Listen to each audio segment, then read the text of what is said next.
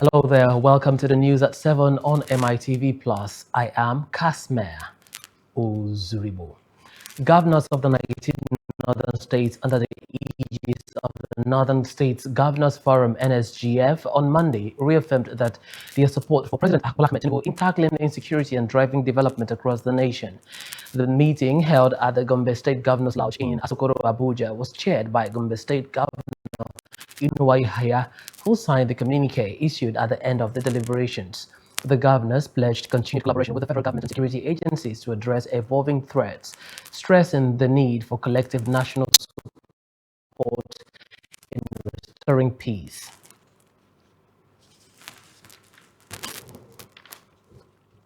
Vice President Kashim Shettima has paid a condolence visit to former Kaduna State Governor Nasir El-Rufai following the death of his mother, Hajiya Fatima Umar. During the visit to the family residence in Abuja, the Vice President urged Nigerians to remain united beyond political differences, while praying for the repose of the late matriarch. Hajiya Fatima Umar El-Rufai died on March 27 in Cairo, Egypt, at the age of 96. The Vice President was received by top dignitaries including Ahmad Adamu Wazu and Abdurrahman Bazow, alongside members of the El-Rufai family.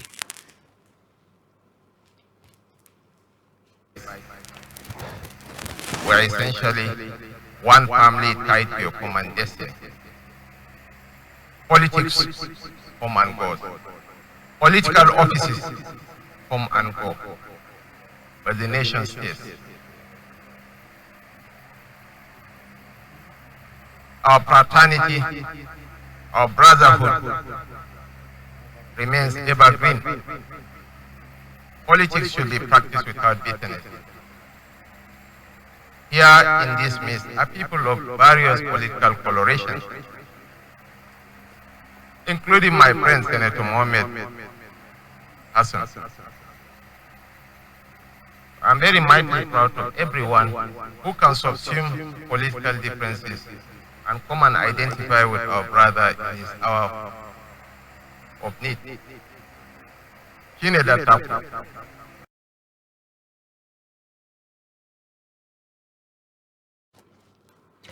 The Minister of Foreign Affairs, Yusuf Maitama Tugar, has resigned from office. In his resignation letter, Tugar thanked President Bola Ahmed Tinubu for the opportunity to serve, highlighting his role in advancing the administration's 4D foreign policy agenda. He also appreciated staff of the ministry and the diplomatic community for their support during his tenure. Tugar's time in office saw efforts in diaspora engagement, humanitarian evacuations, and strengthening bilateral and regional partnerships, alongside promoting Nigeria as an investment destination. The resignation was submitted ahead of the 31 deadline for political appointees and received by Abubakar Kana on behalf of the Secretary to the Government of the Federation.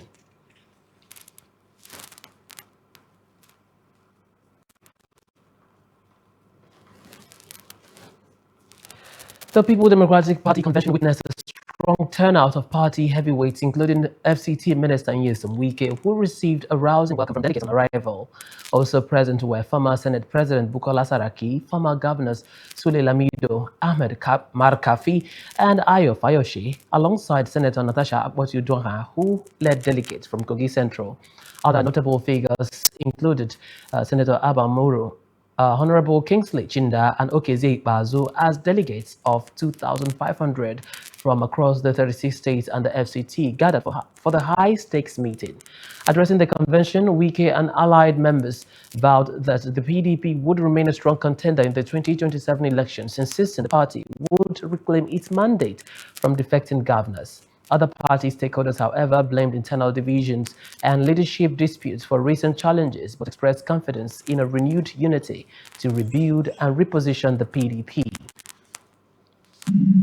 With times, the naysayers who abandoned the core values upon which the party was built, and in the process, arrested the party from the vice grip of those who abhor internal democracy and shown adherence to the rule of law. More importantly, we fought and returned the party to its rightful owners, the people, an accomplishment which speaks to the fundamental principle upon which the party was founded. It's against this backdrop that I unreservedly congratulate all of you who stood firm when the storm raged. You showed exemplary resilience when push came to a shove. You refused to be downcast when those who pretended to be leaders of the party betrayed you disgracefully.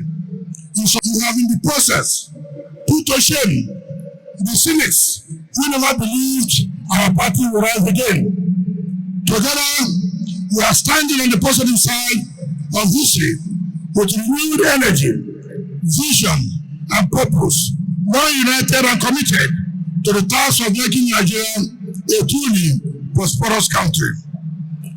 As I walked in, not only seeing the people, and also seeing the presence of the Independent Electoral Commission. I say that because for some of us, we have always advocated that what is our mission? Our mission is to ensure that we create a platform on PDP for those who want to aspire any ambition come 2027. And to do that, we must ensure that we have the validity of our processes. So we thank God that at a second attempt, we're here now doing a convention that has the validity of the INEC, which is key in this process. So as I thank the Almighty God, we must thank those who worked hard, tirelessly, for this day to happen. Not as undertakers of the PDP, the builders of the PDP family. And I want to say that this is a role that followers of the situation of PDP will attest to, that the Senate and indeed the National Assembly has played all along. In the beginning, we resolved as a Senate Minority Caucus of the PDP that we must assume a role that will mediate in the unfolding crisis of the PDP. Now, the People's Democratic Party, PDP, has affirmed a new National Working Committee at its just concluded elective national convention in Abuja, setting the tone for its 2027 preparations. Olashade Abdul Salami reports. PDP convention held at the velodrome of the Moshood Abiola National Stadium by the Wike-led faction brought together delegates from across the 36 states and the FCT, culminating in the affirmation of the caretaker committee into a 19-member National Working Committee. Abdurrahman Mohammed emerged as the national chairman, alongside other key officials including Aaron Chukwuemeka as Deputy National Chairman South and Yusuf Akirikwen as Deputy National Chairman North. Notably, some members of the immediate past leadership under Umar Damagu were reaffirmed into the new structure, with Samuel Anyanwu retaining his position as National Secretary, Umar Bature as National Organizing Secretary, and Kamaldeen Ajibade as National Legal Advisor. Speaking on the gathering theme, inclusiveness, unity and renewal, party leaders described the convention as a critical step in electing a leadership that will steer the affairs of the party over the next 4 years. They noted that the composition of the NWC reflects experience, continuity and a renewed commitment to strengthening party structures nationwide, while reaffirming unity as the foundation for a stronger political platform. Stakeholders also commended members for their sacrifices and called for sustained collaboration to preserve the party's integrity and relevance, urging continued commitment as the PDP positions itself for national leadership. It's not just a convention, but it's an evidence of redemption. This night, clearly, PDP politicians from all walks of life that are members of PDP, seated here and outside this place, has proved to the whole world that we have the capacity to redeem ourselves. And we have redeemed ourselves as politicians and our party, the People's Democratic Party. A convention of inclusive unity and renewal. Distinguished delegates, this is not an official day.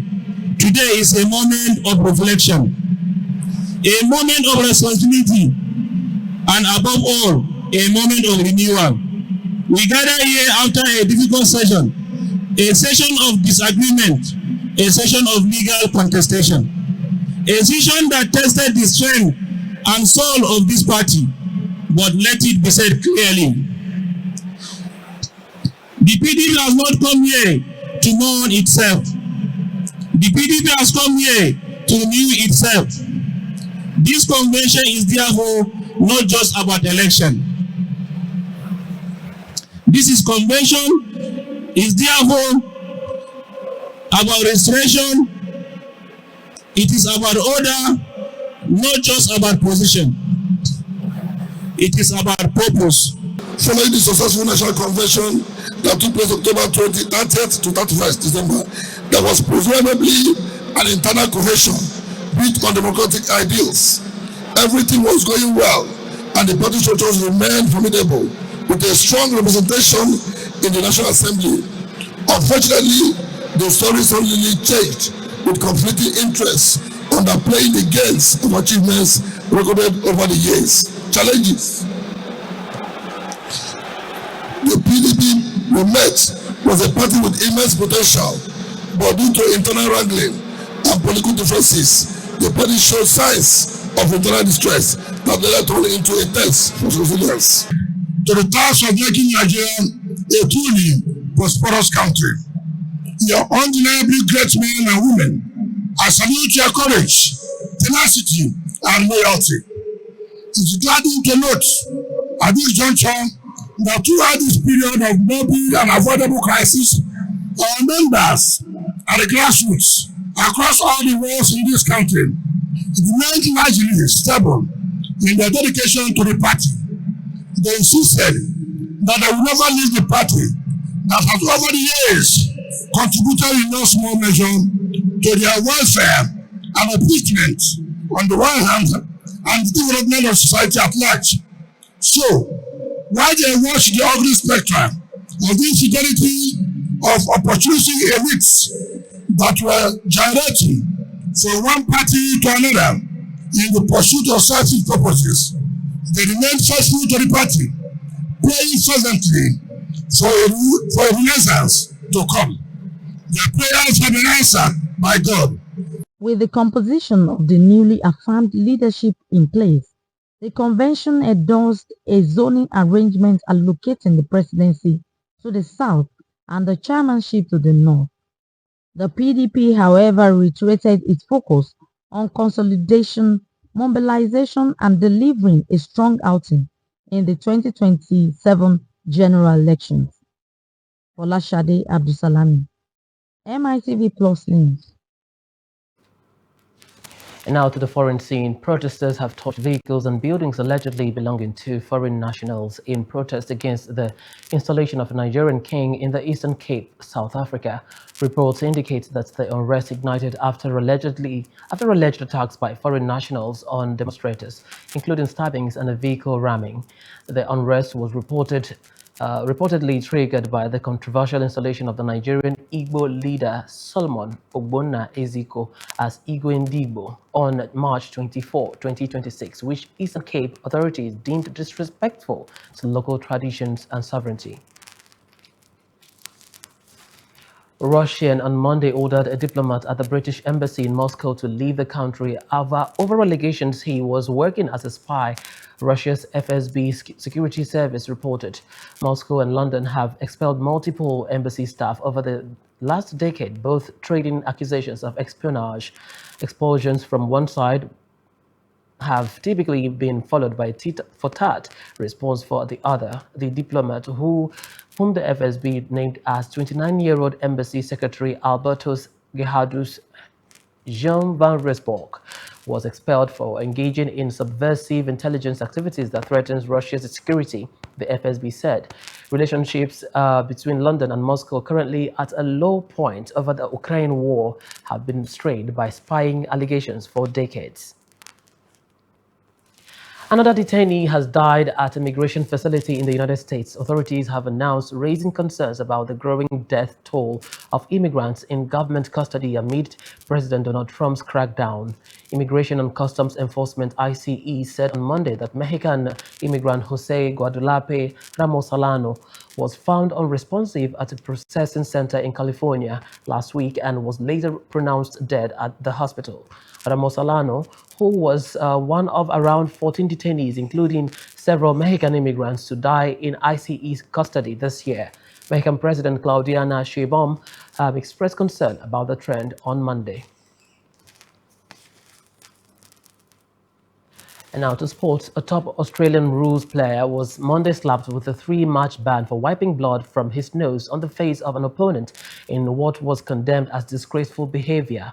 North Melbourne's Tristan Xerri was charged with serious misconduct over the incident on Saturday, where he targeted ex-Don captain Andy McGrath. Xerri got a bloody nose before kicking a goal and clashing physically with McGrath. The 27-year-old then wiped some of the blood onto McGrath's face, narrowly missing his mouth. During a tribunal hearing the case, Xerri said he was called a weak C word after nailing the goal and lost his cool. But he said completely owned his mistake and admitted the charge. France showcased their attacking firepower and strength in depth with a 3-1 friendly win over Colombia in their final outing before coach Didier Deschamps names his World Cup squad.